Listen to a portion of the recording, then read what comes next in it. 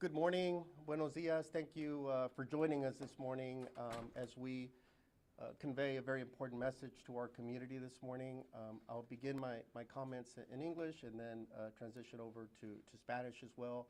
We'll also be hearing from the investigators that have been working diligently on this case since it happened, as well as a representative for the family as well. Our hearts are broken, and so first and foremost, we want to extend our deepest condolences to Carlos's family. As I mentioned that morning, I was at the scene, that as a father myself, our heart breaks. We shouldn't be burying our children.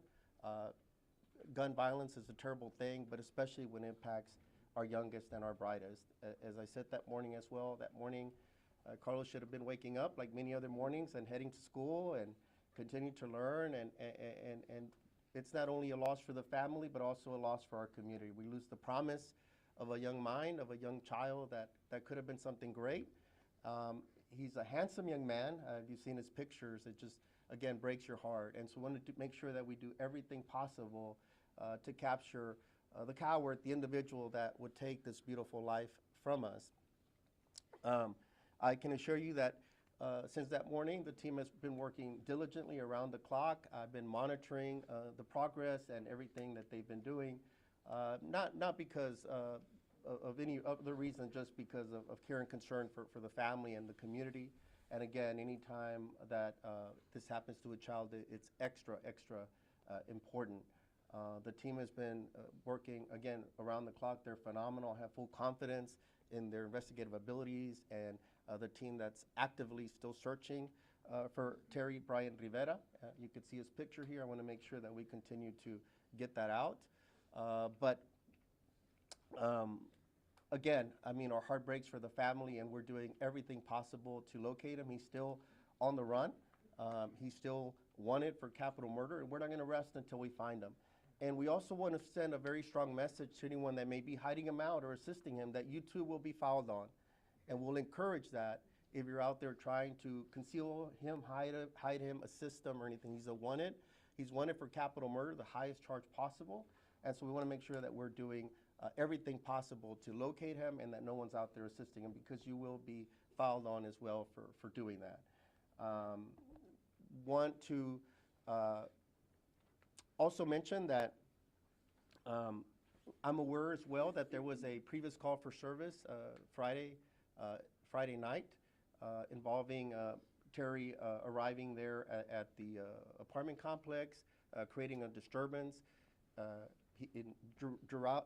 During his involvement there, he did brandish a gun.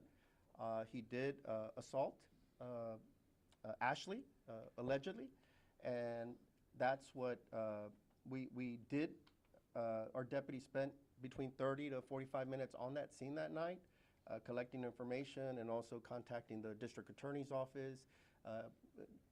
At the end, it was decided that charges weren't accepted at that time based on the information that was available, and it didn't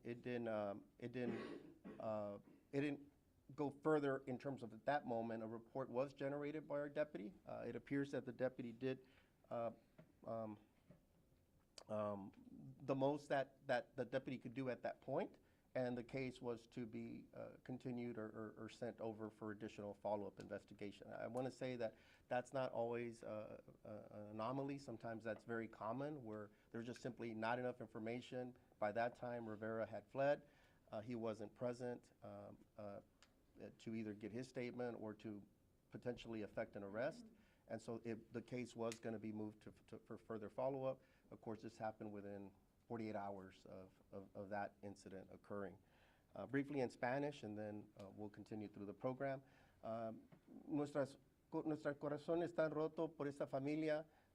Como ven, como han visto la foto de Carlos, es solamente 12 años de edad, un niño tan simpático, lleno de promesa, como mencioné ese día en la escena, que él debía de haber estado preparándose para la escuela y para seguir su camino adelante, y podía haber sido algo muy importante y muy grande, un niño muy simpático, y nosotros como padres nos duele mucho esta pérdida. Es una pérdida no solamente para la familia, pero también para toda la comunidad, porque no podemos ver ese futuro realizado.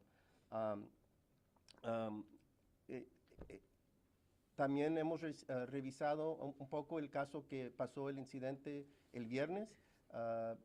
El oficial llegó, duró como entre 30 a 45 minutos ahí en la escena. Revisamos el caso con la fiscalía.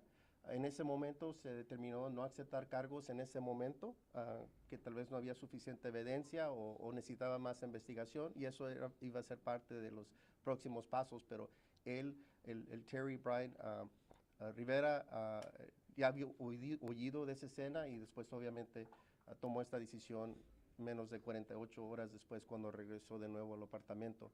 Entonces eso también lo estamos revisando y lo podemos investigar para ver si podemos mejorar en esa respuesta, pero estamos aquí hoy para recordar que el enfoque es de enfocarnos en el señor, nosotros hicimos el cobarde porque le quitó la vida a un niño y ahora está huyendo y no quiere ser responsable. Queremos que se entregue y también avisarle al público que no lo estén escondiendo ni asistiendo, porque si lo hacen también pueden perjudicarse. Es un crimen estar escondiendo a alguien que estamos en búsqueda de un crimen. Also want to just point out just the impact that Carlos had at such a young age. You know, it's a great showing to see the family here. They're all grieving. I had an opportunity to speak with them. They're all grieving. And the showing here today really speaks to how important this is to them and how important it is to locate this individual. He's considered armed and dangerous, so we want to make sure we get him off the streets as quickly as possible. And we ask the public, whether it be that you are influenced by the reward, which is up to $5,000, or if you just want to do the right thing as a parent or someone in the community to stand up and make sure that he gets justice, that we bring justice. We can never replace Carlos, but we could try to bring some semblance of closure to the family to make sure he's not continues to be on the run. And we ask you to please do that. You could contact the Crime Stoppers at 713-222-TIPS, 713-222-TIPS, that's 8477, and report it anonymously. You could be also eligible for reward. Again, we encourage you to please do that. Help us get this accused killer off the streets as quickly as possible. At this point, I want to ask Investigator Hayes with the Harris County Sheriff's Office Homicide just to give us a brief recap of the incident and anything he wants to share. I'm Investigator Hayes. I work with the Harris County Sheriff's Office Homicide Unit. On March 4th, deputies responded to a shooting call at the 13,900 block of Alderson. And it's culminated in this tragic event, the shooting death of Carlos Fernandez. Through the course of the investigation, we identified a suspect, Terry Rivera. We filed a capital murder charge from Mr. Rivera, and we're seeking the public's any information the public may have as to where his whereabouts are. We're actively pursuing this investigation at this stage in terms of investigating the community out there and trying to locate Mr. Rivera, but we desperately need the community's help in locating him and either contacting Crime Stoppers with his address or whereabouts or the Harris County Sheriff's Office Homicide Unit. Thank you. And again, I have full faith. Investigator Hayes, Sergeant Pinkins here, Lieutenant Katrib is here as well. His lieutenant, he's been on this. Major Suarez that oversees all of Criminal Investigations Bureau. We have other members of our agency here. We have Major Earl Dean as well as Major Nanny and Assistant Chief Tommy Diaz that are here as well. So this is a big priority for everyone. There's an active manhunt, the best in the business at tracking down individuals. So we're not going to rest. They take it personally, especially when there involves a child, so they've been on it. Again, I referenced the strong showing here of the family. You know, they're devastated, heartbroken. Again, our condolences go out to Ashley Rostro, the mom of Carlos, and you see so many relatives, and I'm sure there's many others that couldn't be here right now, but that they stand behind this family, and this community stands behind this family. And I want to commend the media partners that are here today, because you've been keeping the story alive every single day, and we appreciate that. And so Ashley asked if the uncle, Carlos's uncle, Delfino Gonzalez could say a few words on behalf of the family. She's just, you know, very devastated at this moment and would rather he speak at this point, but he's speaking on behalf of himself. Ashley and the entire family that's here. So it's Delfino Gonzalez, an uncle, correct? Good morning, everybody. First and foremost, I want to thank the investigators for working hard and trying to make sure that this coward is apprehended.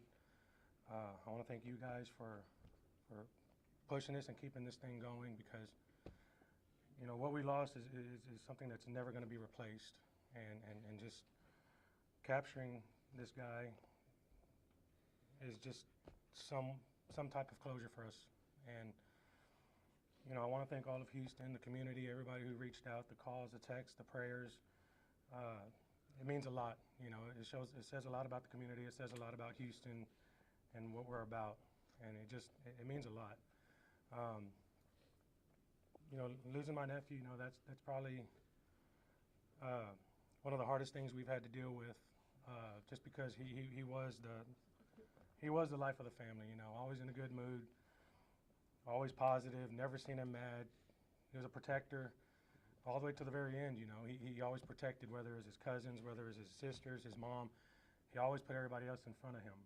And for this tragic event to happen is just, it's ridiculous. You know, we have to protect our kids out here. You know, and when you got people like this just out here not caring, and it's crazy. You know.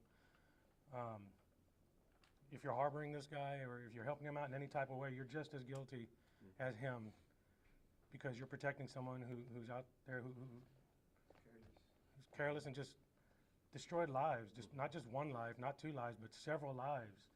You know, we're gonna have to go on the rest of our life not seeing our baby. You know, and for what? You know, there's just no reason for it. And you know, again, from the family, we just want to thank everybody who's involved in helping and trying to apprehend this guy. And the prayers and calls, I mean, that's huge to us. You know, it means a lot. It means, you know, we have people not just in Houston, but from all over calling and texting and sending messages and well wishes and condolences. And it's just huge for us. I mean, it'll never take away the pain, but it helps us a little bit kind of cope with what's going on and trying to deal with this. And you know, there's so much mixed emotions going on right now, and we just need to keep our composure and let the investigators do their job, and make that our primary focus is capturing this guy and making sure that he pays for what he did. Great job. Do you speak Spanish, Bryan? I don't. You want to say something in Spanish? She speaks Spanish. We're just going to say a few words in Spanish as well from another family member. Just you can keep it brief. Solo lo que dijo mi esposo es, quería darle las gracias a la comunidad, a la prensa, a los investigadores por tener esta noticia presente. Y la persona que esté escondiendo a este cobarde, ustedes también van a pagar. Hay consecuencias. Y como les decimos, el niño era una persona muy amorosa, era un buen niño con un corazón bien grande, y todos lo querían, la comunidad, sus amigos, sus abuelos.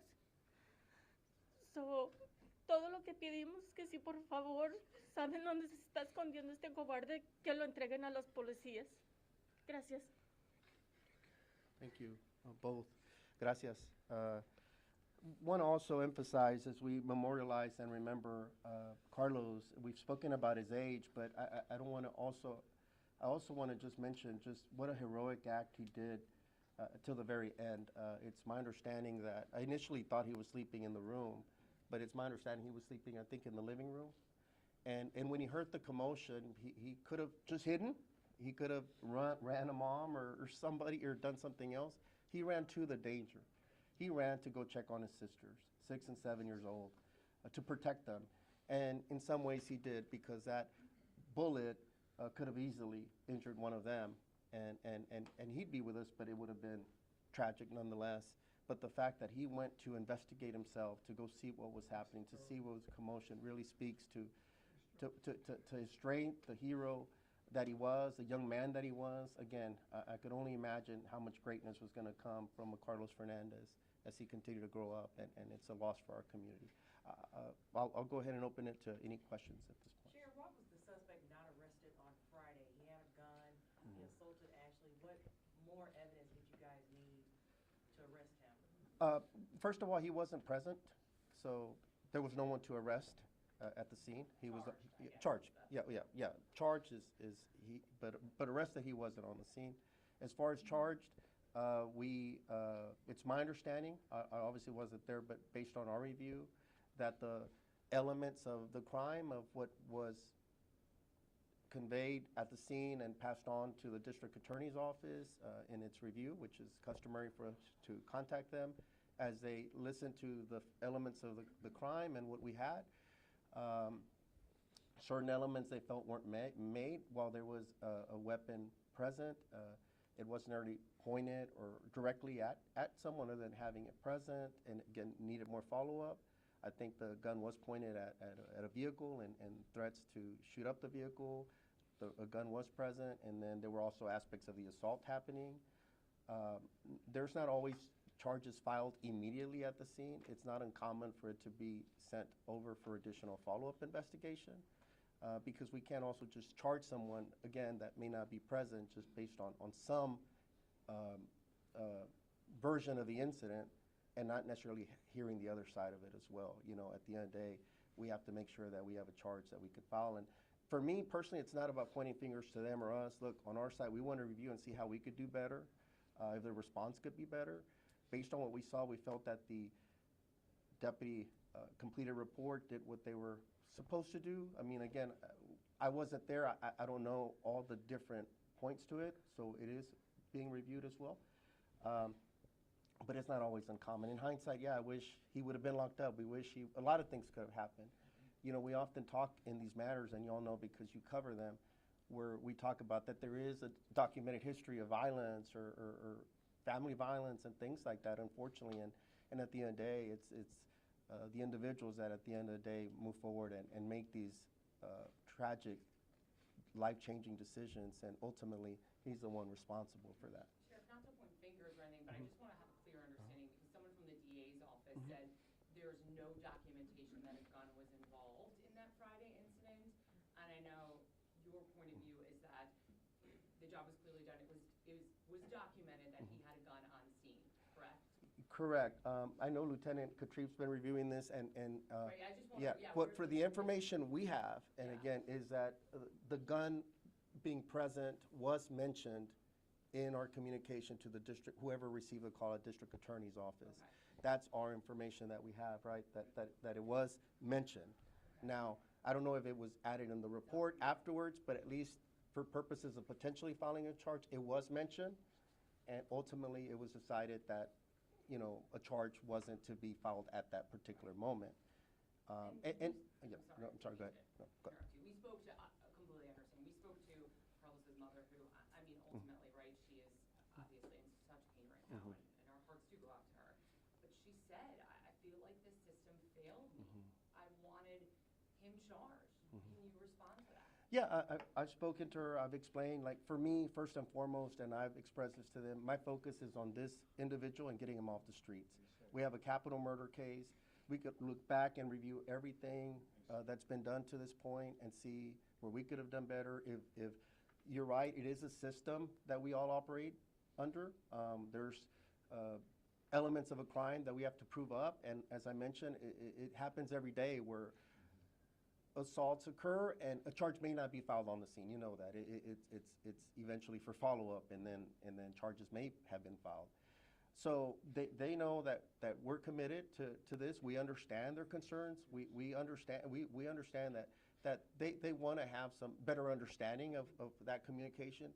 Based on the information I've received and we reviewed, we feel that we did convey the information.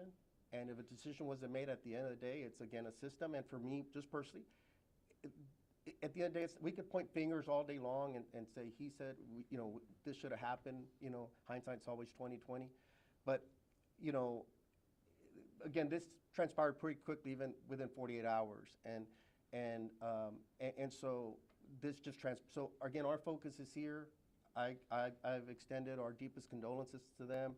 I'm assuring them that we're doing everything possible to bring closure, and we are reviewing that case as well. And look, we understand they're grieving and they're hurting, and yeah, they want to understand all aspects of this, of how did we get here. And so do we. We want to make sure that our response is always the best possible. And we want to make sure that we do that.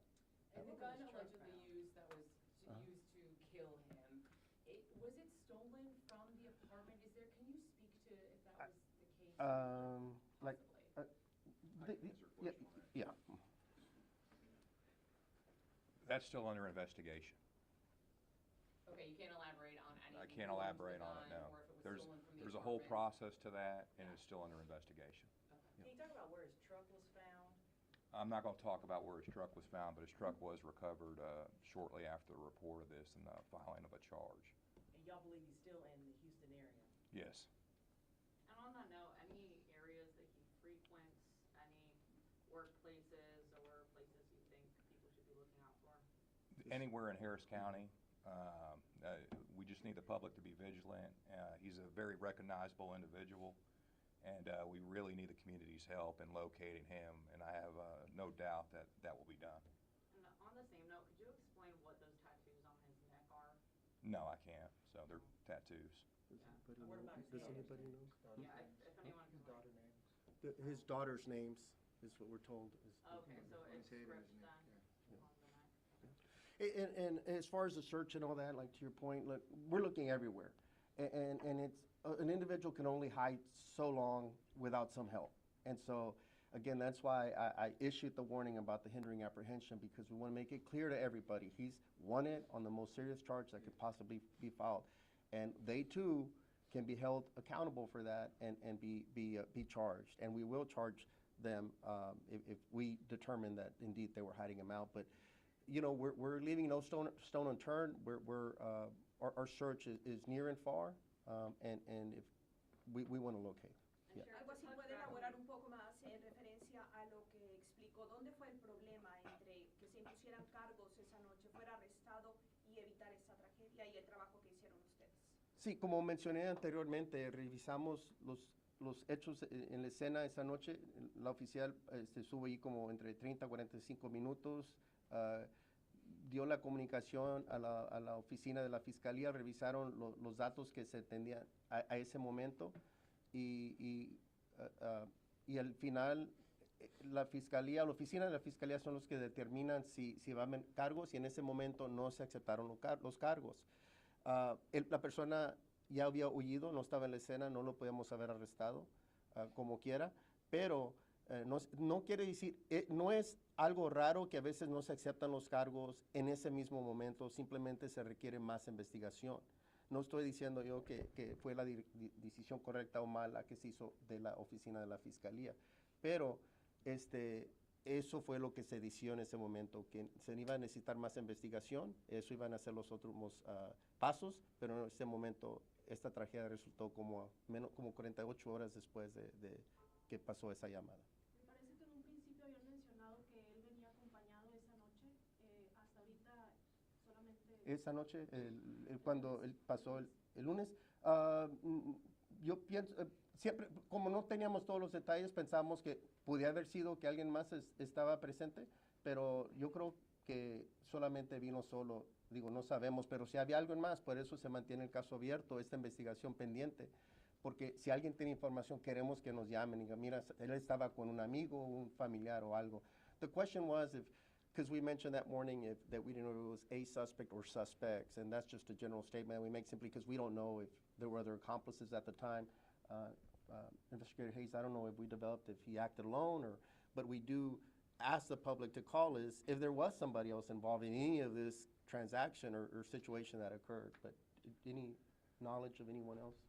No, we believe he acted alone in this, but that's not to say that he isn't having help from some type of person or people to hide him. So we need those people to come forward and not jeopardize their safety and their freedom and turn him in. Parece que actuó solo. Sheriff, I just need some clarification. So you said that initially it was understood that Carlos was sleeping in the bedroom with his two sisters, and the bullet came through from outside somewhere or through an open window.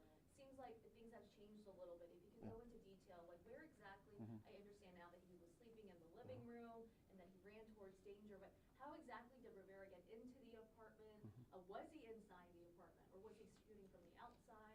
Sure. Yeah, one of the things I always try to convey, and I may have mentioned it that morning, it's all the information is always preliminary because ultimately that's why the investigators are on the scene, our crime scene investigators. So things are always, once we gather more facts and interviews, we don't always have that benefit when we're going to convey the information to you that morning. So I'll let Investigator Hayes kind of just what transpired, where Carlos was at, and what we think happened. What are the latest details that are more accurate? I'm not going to go too in-depth in it. He was inside the room of the house when he was struck, and we believe the shooting occurred from the outside of the apartment. So Rivera was outside the apartment? Correct. And shot into? Through the window? Through the window. And the window was open at the time? Yes. Gotcha.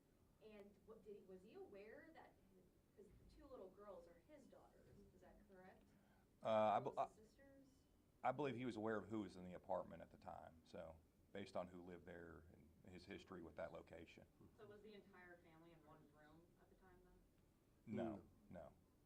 So the two girls were in the bedroom, and then Carlos was sleeping in the living Elsewhere. room. Correct. And his mother Ashley was elsewhere.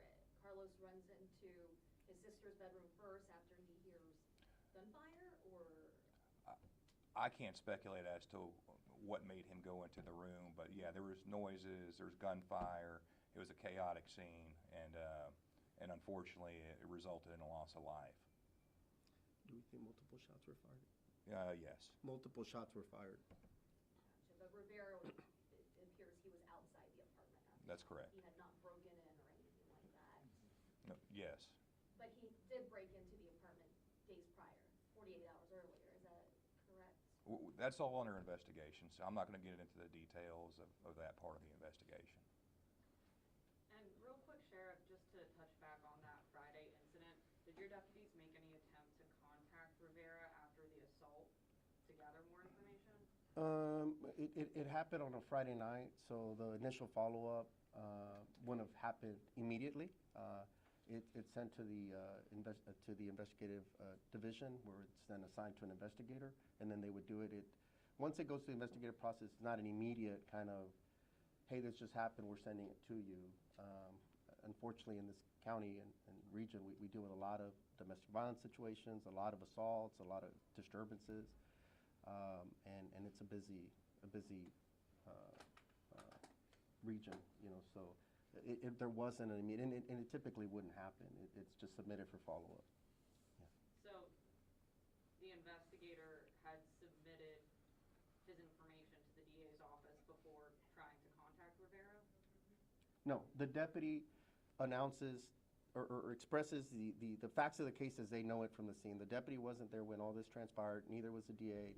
So it's conveyed to the DA. The DA ultimately then decides, based on what was conveyed to them, is there something chargeable or that can be charged or a charge filed at that point. Our deputies have done a pretty good job of when things do rise of a level where a charge is filed, that many times we call it kind of walking it through the process. They get an active warrant, and then there would have been some type of active warrant. Now, would it have been a felony? We don't know what ultimately could have. There's a range of things that could have potentially been looked at for filing. Ultimately, whether it's a misdemeanor or felony, it's then entered into the system as an active warrant. And we have thousands of active warrants around Harris County, so then if the person is stopped, arrested for something else, whatever, then they would, it's not necessarily an active manhunt for just a warrant, unlike something like this, but that's what would have happened. It would have just been an active warrant, and then there would have been a follow-up where they would have said, now that we've maybe taken a more formal sworn statement from Ashley, anybody else that was there, then now we revisit the case with the DA's office and then say, okay, now I feel that there's more information to accept the charge. We'll take one last question. I know that Sheriff, what do we know about the suspect? Prior bad acts, prior domestic violence things, anything in his record? Does he have a record? Is he, how do we know that, we've got a man on the streets, armed, dangerous, we're putting out the word on him, but what do we know about him? And this particularly, and this, I would Inspector Hayes, the psychopathy of this killer. He's killed a 12-year-old boy by shooting him through glass. He may have wanted to kill his daughters. What kind of fury are we dealing with? Investigator Hayes, you want to talk about the profile, a little bit of what we know, just generally speaking of his background? This individual killed a 12-year-old boy while people were sleeping. He's an incredibly dangerous individual. The public needs to take caution if they run across him and let us know where he's at above all else. I'm not going to get into the psychology. I'm not a psychologist or anything like that of his criminal profile, but that's the type of person we're dealing with. We're dealing with a cowardly individual who shot a 12-year-old boy while everyone was sleeping inside of an apartment. And we need the public to help bring him to justice and hold him accountable in our court system. Is he a gang member? Does he have previous arrest? Yes, he's been previously arrested before. Is he a gang member? I don't know. ¿Él está relacionado a alguna pandilla? Nosotros, de nuestro aspecto, no podemos hablar sobre esos temas. Digo, I don't know if he's gang affiliated or not. Again, at the end of the day, our focus is on getting him. Family obviously would have more information. Our main thing is always, let's get our hands on the body, on this person. The profile and everything will end up, that's why we want him to come forward and own up to what happened and give his side of the story, but until we locate him, that's our main priority, out of respecting kind of due process and making sure that ultimately, one thing that I want to speak about is that sometimes we are limited in sharing certain facts because we don't want to jeopardize a potential prosecution down the road. We want to make sure that there's a fair trial and that it's a just trial, and so we can't always just speculate on what we think. Our main thing is we know the elements of the crime. We're there with this alleged suspect on this capital murder. He's been charged, and we want to locate him. And then, is this a pretty current photo? Yeah, 2023. Yeah, he could have obviously now be wearing a cap or some type of other concealing thing, but this is what he would look like. Do we have a possible motive at all? Is it retaliation? Is it because he's no longer with Miss Ashley? Do we know at all? I'm not going to speculate. Yeah, just look, on that day he chose to do that, and obviously, he's an ex to Ashley, and we've all talked about, these domestic situations could be very deadly and hard for the family. It could have been Ashley, it could have been the other girls. I mean, it's just a very, we always talk about the dangerousness of these type of situations. And so, okay, thank you all very much, and we'll continue updates as we could, and hopefully the next update will be that we located him. Do we have the uncle's first and last names? Delfino, yeah, Delfino Gonzalez. He spells it with an S, not the right way, the Z, but Gonzalez, but Gonzales. And then Investigator Hayes, Hayes. Yes, sir. Yeah. Yeah. Okay. Thank you so much. Gracias. Thank you.